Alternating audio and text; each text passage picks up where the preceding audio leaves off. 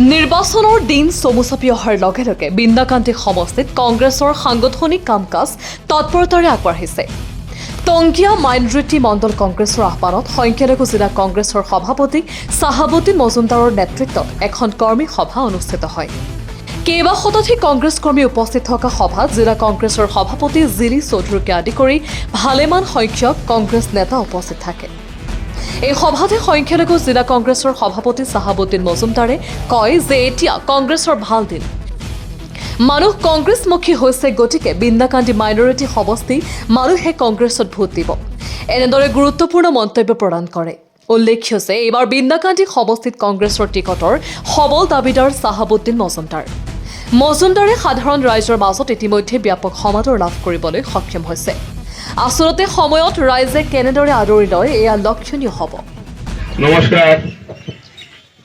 আজি বিন্দাকান্দি সমষ্টিৰ অন্তৰ্গত কাকিটংগীয়া গাঁও পঞ্চায়তত মাইনৰিটি মণ্ডল কংগ্ৰেছে আহ্বান কৰা সভাত উপস্থিত হোজাই জিলা কংগ্ৰেছৰ নৱনিৰ্বাচিত সভানেত্ৰী জিলি চৌধুৰী ডাঙৰীয়ানী, এই সভাত উপস্থিত আসাম প্ৰদেশ সংখ্যালঘু কংগ্ৰেছৰ উপসভাপতি হাফিজ কলন্দৰ আলী সাহাব, জিলা কংগ্ৰেছৰ উপসভাপতি ফজলুল হক সাহাব, জিলা কংগ্ৰেছৰ উপসভাপতি হাৰুদ্দিন সাহাব, জিলা কংগ্ৰেছৰ জেনেৰেল ছেক্ৰেটাৰী নুৰ আহমেদ সাহাব, যুৱ কংগ্ৰেছৰ সমষ্টি প্ৰেচিডেণ্ট শাহিন আহমেদ, প্ৰাক্তন বিন্দাকান্দি ব্লক চেয়াৰমেন ফৰিজুদ্দিন লস্কৰ সাহাব, এই সভাত উপস্থিত আমাৰ মাইনৰিটিৰে মণ্ডল এই পঞ্চায়তৰ সভাপতি মহোদয়, আমাৰ প্ৰয়েন্সৰ মণ্ডল কংগ্ৰেছৰ সভাপতি মহোদয়, এপি মেম্বাৰ আমাৰ নমিনী আইনুল হক সাহাব, করইদার গাঁও পঞ্চায়েতের প্রেসিডেন্ট নমিনী জামালউদ্দিন সাহাব, আমার সভাত উপস্থিত বহুতো গণ্যমান্য ব্যক্তিসকল, এজন এজনকৈ নাম ধৰিলে বহুত সময় প্ৰয়োজন, সেইকাৰণে যিহেতু সময় চাপি আহিছে,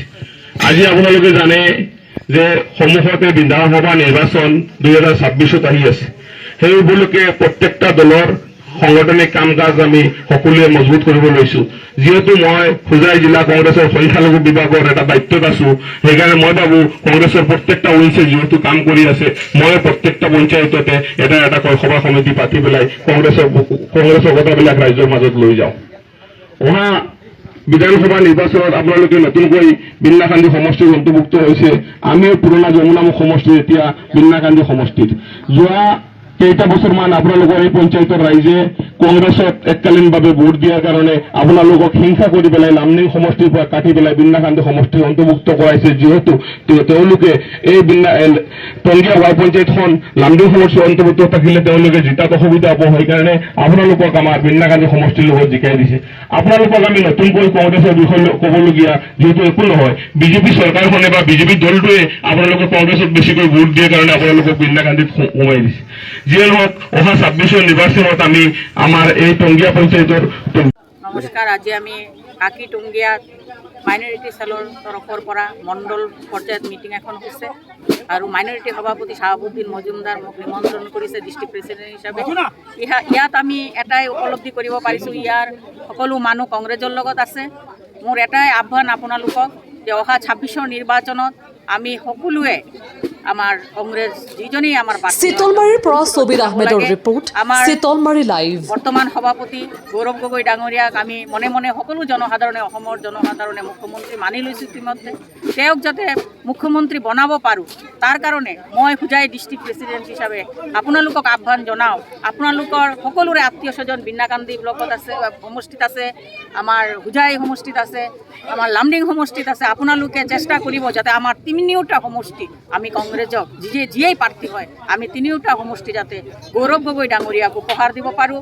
আপোনালোকে দেখিছে ৰাহুল গান্ধী ডাঙৰীয়া, গৌৰৱ গগৈ ডাঙৰীয়া, গৌৰৱ গগৈ ডাঙৰীয়া অসমৰ চুকে কোণে কেনেকৈ পৰিশ্ৰম কৰি আছে। আপোনালোকক ইয়াৰ মাধ্যমত, মিডিয়াৰ মাধ্যমত আমাৰ যুৱ প্ৰজন্মক কম, সকলো যুৱ সমাজ ওলাই আহিব লাগে।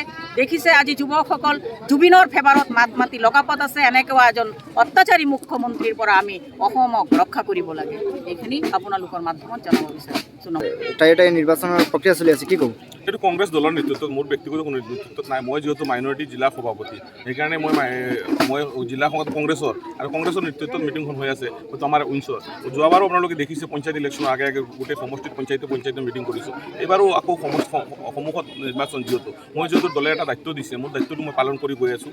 এতিয়াৰ পৰা আজি টংগিয়াৰ পৰা ষ্টাৰ্ট হৈছে, প্ৰত্যেকটা পঞ্চায়তত 25টা পঞ্চায়তত, বিশেষকৈ বিন্নাকান্দি 25টা মাইনৰিটি এলেকা, আমাৰ যিবিলাক মাইনৰিটি এলেকাত আছে প্ৰত্যেকটা পঞ্চায়তৰ কাৰণে সভা কমিটি হ'ব আৰু মানুহবিলাকক আহ্বান কৰিম। যিহেতু আৰু মানুহেও ভাবি লৈছে সংখ্যালঘু কংগ্ৰেছ কমিটি, মই সংখ্যালঘু মানুহক সংখ্যালঘু কংগ্ৰেছ কমিটি দিছে, সেইকাৰণে সংখ্যালঘু ক'লে মানুহবিলাক বাবে আমাৰ এটা নিজৰ উইন্স আছে, মানুহবিলাক আগুৱাই আহিছে। আৰু জিলা সভানেত্ৰী বাইদেৱে আমাক সহযোগিতা নিশ্চয় কৰি আছে। ইয়াৰ স্থানীয় মণ্ডল কংগ্ৰেছৰ সভাপতি বা মাইনৰিটি মণ্ডল সকলো সহযোগিতাত আমি মিটিং আৰম্ভ কৰিছোঁ। এইবাৰ মানুহ কংগ্ৰেছমুখী। যোৱা 30টা বছৰ কংগ্ৰেছৰ বিৰোধী পাৰ্টীক 10 বছৰ এজিপিক দিলে একো কাম হোৱা নাই, 20 বছৰ ইউডিএফক দিলে একো কাম হোৱা নাই, ৰাইজৰ মাজত থকা নাই। সেইকাৰণে এইবাৰ মানুহে কংগ্ৰেছক ভোট দিব বিচাৰিছে। আৰু বিশেষকৈ টংগিয়া গাঁও পঞ্চায়তখন আগত লামডিঙৰ লগত আছিল, লামডিঙৰ বিধায়কে হিংসা কৰি পেলাই বিন্নাকান্দিত দিলে কংগ্ৰেছক ভোট দি দিয়ে কাৰণে। গতিকে ইয়াত নতুনকৈ কংগ্ৰেছক ভোট খুজিবলগীয়া একো নাই। এইবাৰ টংগিয়া পঞ্চায়তত ৰাইজৰ জয় হ'ব। কংগ্ৰেছত বহুদিনৰ পৰা ভোট দি জিকাব পৰা নাই লামডিং, বিন্নাকান্দি ইনশাল্লাহ জিকিব। আৰু টংগিয়া ৰাইজক আহ্বান জনালোঁ যে আপোনালোকে আমাক সকলোকে জাতি ধৰ্ম নিৰ্বিশেষে, ইয়াত অসমীয়া মানুহ বহুত আছে। যোৱা পঞ্চায়ত নিৰ্বাচন মোৰ ছোৱালী স্বপ্নম চুলতানা মজুমদাৰ বহুত মূল্যৱান, তেওঁলোকক মূল্যৱান ভোট দিছে।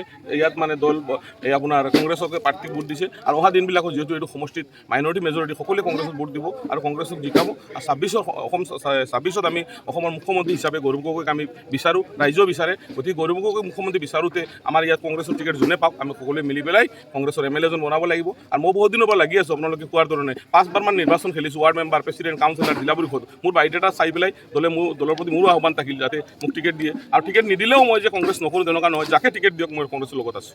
চিতলমাৰীৰ পৰা ছবিৰ আহমেদৰ ৰিপৰ্ট, চিতলমাৰী লাইভ।